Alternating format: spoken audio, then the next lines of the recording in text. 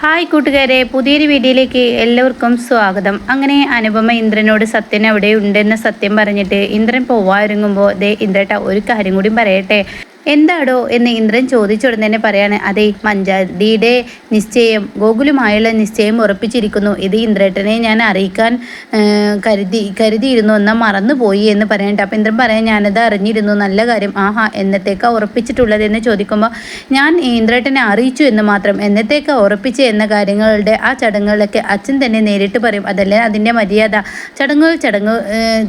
ചടങ്ങുകളുടെ ആ ഒരു ഇതിൽ തന്നെ നടക്കട്ടെ എന്നൊക്കെ ഇങ്ങനെ പറയുമ്പോൾ അങ്ങനെ ആവട്ടെ എന്ന് പറഞ്ഞ് ഇന്ദ്രൻ അങ്ങ് പോകുന്നു കേട്ടോ. എന്നാൽ അനുപമ വീട്ടിൽ കയറി ചെല്ലാണ്. ആ സമയമാണ് അങ്ങോട്ടേക്ക് അവിടെ മഞ്ചാടിയും അതുപോലെ തന്നെ ചീരവും അമ്പിളിയൊക്കെ ഇരിക്കുന്നത്. അങ്ങനെ തൻ്റെ വിവാഹ വാർഷികം ഓർത്തെടുത്ത് ഇന്ദ്രേട്ടൻ വന്നു, തനിക്ക് ഡ്രസ്സ് തന്ന് വിച്ചുമോനക്ക് ഡ്രസ്സ് കൊടുത്തു എന്നുള്ള വാക്കുകളൊക്കെ പറയുമ്പോൾ മഞ്ചാടി പറയാണ് ഇത് വലിയ അത്ഭുതം തന്നെ ആയിരിക്കുന്നു. അപ്പോൾ ചീരവും പറയാണ് ഇത് വലിയ അത്ഭുതമായിരിക്കുന്നു. എന്തായാലും നിങ്ങളുടെ രണ്ടുപേരുടെയും വിവാഹം ഒരുമിച്ചായിരുന്നല്ലോ, അമ്പിളി ചേച്ചിയുടെ അനുചേച്ചിയുടെ. എന്നാൽ അമ്പിളി ചേച്ചി അത് മറന്നില്ലേ എന്ന് മഞ്ചാടി പറഞ്ഞോടെ തന്നെ അമ്പിളിക്ക് അങ്ങ് ദേഷ്യം പിടിച്ചു കൂട്ടാ. അമ്പിളി പറയണേ ഞാൻ മറന്നിട്ടൊന്നുമില്ല, ഞാൻ മറന്നതായി അഭിനയിച്ചതാണ്. കാരണം അനു ഇവിടെ ഉള്ളത് കൊണ്ട് തന്നെ അനുവിൻ്റെ ഭർത്താവ് വരാത്തതും ഈ വിവാഹ വർഷം ഞാനും രഘുവേട്ടനും ഓർമ്മിച്ചാൽ അത് നിങ്ങൾക്കൊരു സങ്കടമാവേണ്ട എന്ന് കരുതിയിട്ടാണ് ഞാൻ അങ്ങനെ പറഞ്ഞത്, ഞാൻ അങ്ങനെ അറിയാത്തതായി ഭാവിച്ചത് എന്ന് പറയാനിട്ടാ. അപ്പോൾ ഇത് കേൾക്കുന്ന മഞ്ചാടി ഇതേ അമ്പിളി ചേച്ചി വെറുതെ കള്ളം പറയാതെ, എനിക്ക് കള്ളം പറയേണ്ട ആവശ്യമൊന്നുമില്ല എന്ന് പറയുന്ന ഉടൻ തന്നെ അമ്പിളി പറയണേ, എന്തായാലും അനു നിൻ്റെ ഭർത്താവ് ചെയ്തത് ശരിയല്ല. ഇതുവരെ വന്നിട്ട് ഈ വീട്ടിലൊന്ന് കയറി പോവുകയൊക്കെ ചെയ്യാത്തത് തീരെ ശരിയായില്ല. അതെങ്ങനെ വരാതിരുന്നത്? വിച്ചുമോനക്ക് മാത്രം ഡ്രസ്സ് കൊടുക്കേണ്ടതാണോ? ആണത് കൊണ്ടാണോ, അതോ മറ്റുള്ളവർക്ക് കൊടുക്കേണ്ടി വരുമെന്ന പേടി കൊണ്ടാണോ എന്നുള്ള ചോദ്യങ്ങളൊക്കെ ചോദിക്കുമ്പോൾ അനുപമ അമ്പിളി ചേച്ചി എന്തെങ്ങനെയൊക്കെ പറയുന്നത്, പിന്നെ ഞാൻ എങ്ങനെ പറയണത്? എൻ്റെ മകനിക്ക് ആരുടെയോ ഔദാര്യത്തിലുള്ള ഡ്രസ്സ് കിട്ടണമെന്ന് എനിക്ക് ആഗ്രഹമില്ല. എൻ്റെ മകൾക്ക് രഘുവേട്ടൻ്റെ എന്നെ മതി. പക്ഷേ എന്ന് പറയുമ്പോഴേക്കും അവിടെ ചീരുവിനങ്ങ് ദേഷ്യപ്പെടുകയാണ് കേട്ടോ. എന്താ എനിക്കാണോ പിന്നെ എൻ്റെ മക്കൾക്കാണോ ഡ്രസ്സ് വേണ്ടത്? എൻ്റെ മക്കൾക്ക് അച്ഛൻ തരുന്ന ഡ്രസ്സുകൾ മാത്രം മതി, അല്ലാതെ അച്ഛൻ തരുന്ന എന്ത് വേണമെങ്കിലും എൻ്റെ മക്കൾക്ക് ചിലവാക്കിക്കോട്ടെ. മറ്റുള്ളവരുടെ ഔദാര്യത്തിലുള്ള ഒരു സാധനവും എനിക്ക് തന്നെ വേണ്ട എന്ന് പറയട്ടോ. അപ്പോൾ ഇത് കേൾക്കുന്ന അമ്പിളിക്ക് അങ്ങ് സങ്കടമാവണം. അങ്ങനെ അമ്പിളി പറയണേ, ഞാൻ ആ അർത്ഥത്തിലൊന്നല്ല പറഞ്ഞത്, എന്താ നീ ഇങ്ങനെ വാക്കുകൾ വളച്ചൊടിക്കുന്നത് എന്ന് പറയുമ്പോൾ അവിടെ അനുപമ ഒന്നും മിണ്ടാതിരിക്കുമെന്ന് ചോദിക്കുമ്പോഴേക്കും ചീരി പറയുന്നതിലൊരു മര്യാദയൊക്കെ വേണം എന്ന് പറയണ്ട. അപ്പോഴേക്കും മഞ്ചാടി അങ്ങ് ഇടപെടുകയാണ്. മഞ്ചാടി പറയണേ, വാക്കുകളല്ലെങ്കിലും അമ്പിളി ചേച്ചിക്ക് അങ്ങ് പിടിച്ചു വെച്ച് സംസാരിക്കാൻ അറിയില്ല. അമ്പിളി ചേച്ചിക്ക് എത്ര പറഞ്ഞാലും മനസ്സിലാവില്ല. അമ്പിളി ചേച്ചിയോട് ഒന്ന് ഒതുങ്ങാൻ പറഞ്ഞാൽ ഒതുങ്ങുകയില്ല, അല്ലെങ്കിൽ ചേച്ചിയുടെ സ്വഭാവം മഹാവെടക്ക എന്ന് പറയുമ്പോഴേക്കും അനുപമ അങ്ങ് ഒച്ചയെടുക്കാൻ കേട്ടോ. മഞ്ചടി ഇനി ആരോടാണ് സംസാരിക്കുന്നത്? അപ്പോഴേക്കും അവൾ സംസാരിക്കട്ടെ, അവൾ എന്തായാലും ഈ ചേച്ചി ഇങ്ങനെയൊക്കെ തന്നെ ആവാൻ പറ്റുള്ളൂ, ചേച്ചിക്ക് ഒരിക്കലും മാറാനൊന്നും കഴിയില്ല. അപ്പോഴേക്കും അനുപമ മഞ്ചാടിയോട് ചോദിക്കുകയാണ്, ചേച്ചി ഇങ്ങനെയാണെങ്കിൽ നമുക്ക് മാറിക്കൂടെ? ചേച്ചിയുടെ സ്വഭാവം ഇങ്ങനെയാണെന്ന് കരുതി നമുക്കെല്ലാവർക്കും മാറിയ ഇവിടുത്തെ പ്രശ്നം തീരുമല്ലോ, അത്രയല്ലേ ഉള്ളൂ മഞ്ചാടി. അപ്പോഴേക്കും അമ്പിളി പറയണേ, എടി നീ എന്നെ സഹിച്ചേ പറ്റുള്ളൂ, അച്ഛനൊരു തീരുമാനം എടുത്തിട്ടുണ്ട്. ഈ വരുന്ന തിങ്കളാഴ്ച നിന്നെയും കൊണ്ട് ഒരു വീടെടുത്ത് ഞാനും രഘുവേട്ടനും എല്ലാവരും അങ്ങോട്ടേക്ക് പോകാനുള്ള ആ തീരുമാനമാണ് എടുത്തിട്ടുള്ളത്. അതുകൊണ്ട് നീ ഇനിയും എന്നെ സഹിക്കണമെന്ന് പറഞ്ഞ് അമ്പിളി അങ്ങ് പോകുമ്പോൾ മഞ്ചാടി അനുപമയോട് ആകെ സങ്കടത്തോടു കൂടി പറയണം. ഒട്ടും അമ്പിളിയുടെയും രഘുവിൻ്റെയും കൂടെ നിൽക്കാൻ ഇഷ്ടപ്പെടുന്നില്ല മഞ്ചാടി.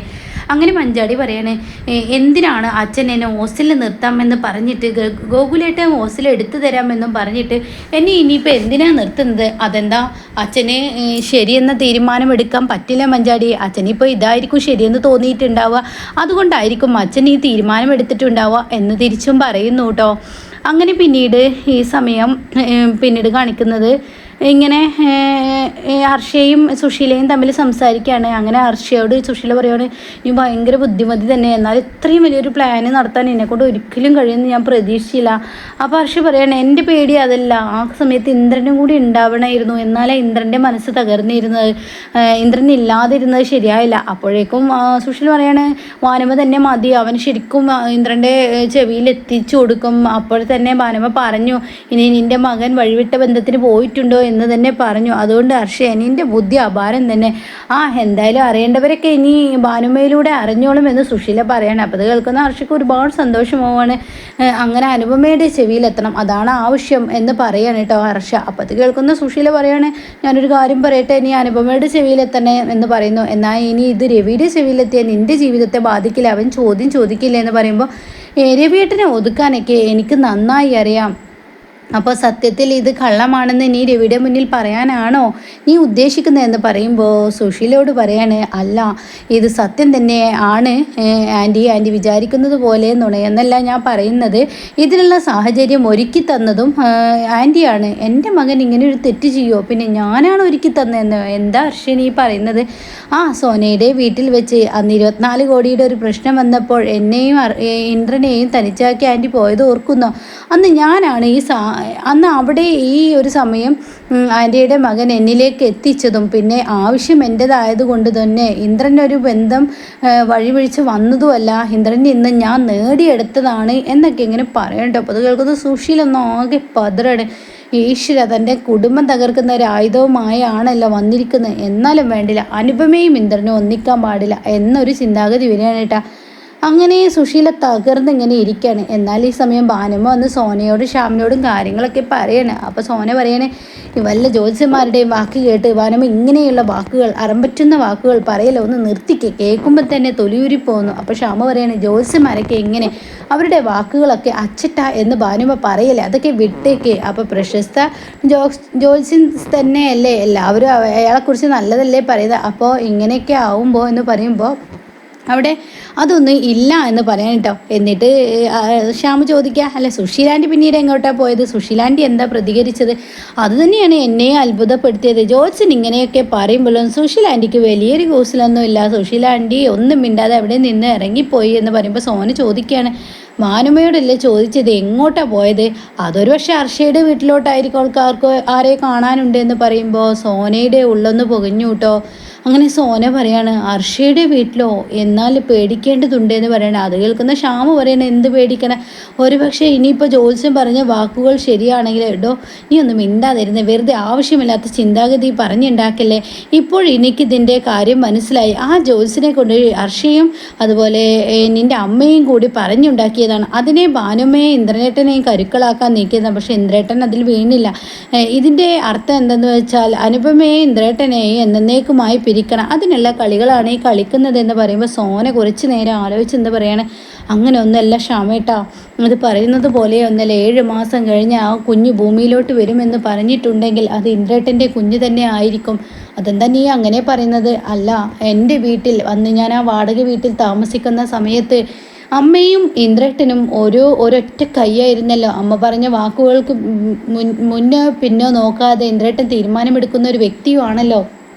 അതുകൊണ്ട് തന്നെ ഇവിടെ ഹർഷയും അന്ന് നല്ല കൂട്ടായിരുന്നു അമ്മയ്ക്ക്. ഇപ്പോഴും അമ്മ ഹർഷയെ കൂട്ടുപിടിച്ച് നടക്കുന്നു. അപ്പോൾ അതുകൊണ്ട് തന്നെ ഈ പറഞ്ഞ കാര്യങ്ങൾ സത്യമാണോ എന്ന് പറയാൻ പറ്റില്ല എന്ന് പറയുമ്പോൾ അവിടെ ശ്യാമിൻ്റെ ഉള്ളിൽ ഒരു പേടി വരികയാണ് കേട്ടോ. അപ്പോൾ ശ്യാമു പറയാണ്, ഇതെന്തായാലും പണം കൊടുത്ത് ആ ജോസിനെ കൊണ്ട് ചെയ്യിപ്പിച്ചതാണ്.